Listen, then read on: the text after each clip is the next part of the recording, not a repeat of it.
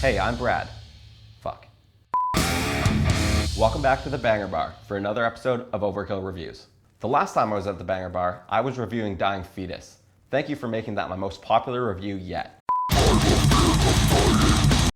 I'm really excited to see the band in a couple weeks at Summer Slaughter in New York City on my way home from This Is Hardcore in Philly. If you see me at either of those, come say hey.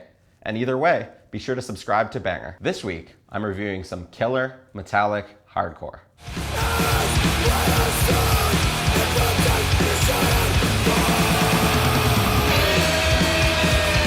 That right there is the video for I Am the Spell from Integrity's Howling, For the Nightmare Shall Consume, out today on Relapse Records. Integrity are one of the most important bands in the crossover between metal and hardcore, although over time, the only consistent member has been vocalist Dwid Hellion. This time around, he's joined by Dominic Romeo of Pulling Teeth and A389 Recordings.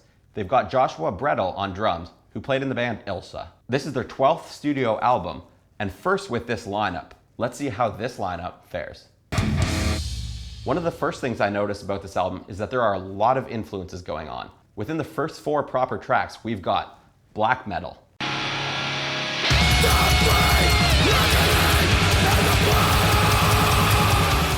some blazing metallic hardcore,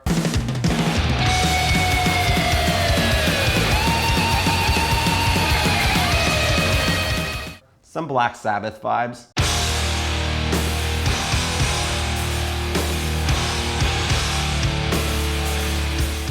and a Motorhead tribute that kind of sounds like it was channeled through Iron Maiden.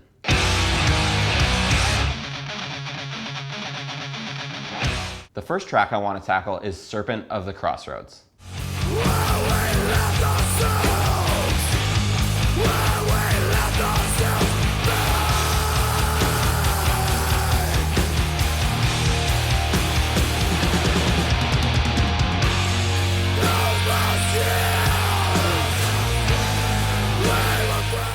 I played this for my girlfriend, who's super picky about vocals. So I asked her, what do you think?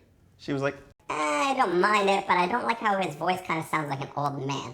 Well, first of all, he's kind of always had that howl rasp to his voice. And secondly, in terms of hardcore, he kind of is an old man. He's been doing this for almost 30 years. Dwid's vocal nuances are most pronounced in these kind of long, drawn-out, slower sections, but they're also super important. You know how there's all these influences on the album, like the clips that I played earlier? Well, Dwid's vocals, as well as the apocalyptic kind of overall feeling, is what ties it all together and makes sure that it sounds like Integrity, no matter if they're channeling black metal or more traditional heavy metal.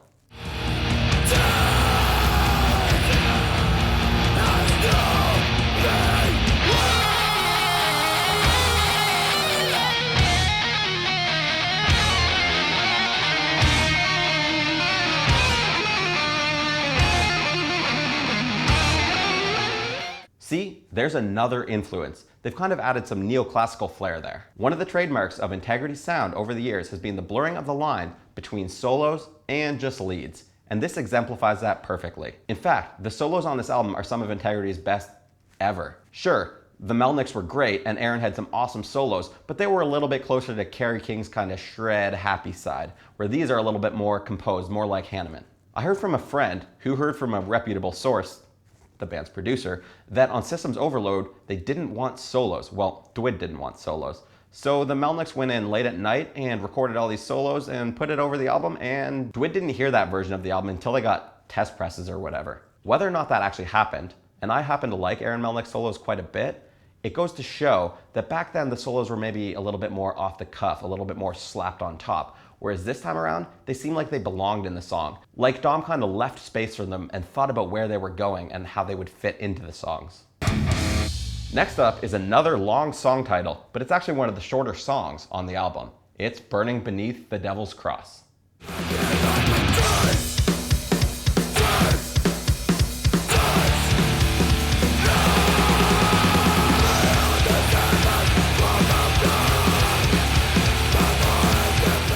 Maybe it's one of the shorter tracks because it harkens back to some of their earlier, like 20 years ago material from like Seasons in the Size of Days or before. It's got that hardcore gallop and that energy which kind of has sometimes been lost over the years.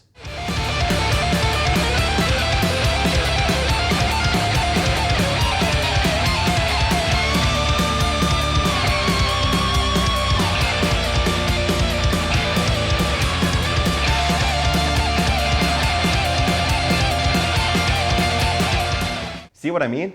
It's hard to tell where the riff ends and the solo begins. But don't think about it too much, because then you'll miss when another guitar comes in and lays down some harmonies, bringing the song to a whole other level of triumphant. The last song I'm going to dig into here is called String Up My Teeth, and on an album full of weird influences and surprises, this might be the biggest one.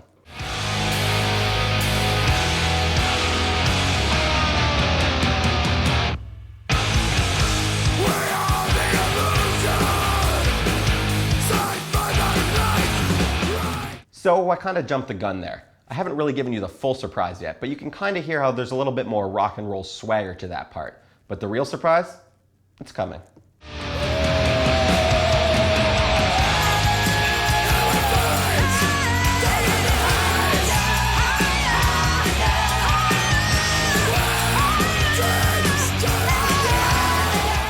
Surprise!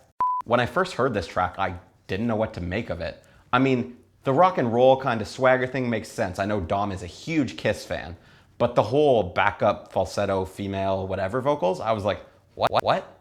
But the more I listened to it, the more I got into it. And I don't care if that doesn't make me cool or whatnot. Hair metal can be fucking awesome sometimes. I feel like they were just trying to see how far they could push this thing and maybe piss off some of the more closed-minded fans, but it's awesome. When Integrity first started, they were on a hot streak, releasing albums like Those Who Fear Tomorrow, Systems Overload, Humanity is the Devil, and Season in the Size of Days. However, ever since Integrity 2000, they've kind of been hit or miss. I mean, sure, I've never completely hated a release they did, but the quality just isn't as consistent. This is definitely the band's best since 2003's To Die For, and maybe even their best since 20 years ago with Seasons in the Size of Days. So yeah, this might be the best representation of Integrity post Y2K.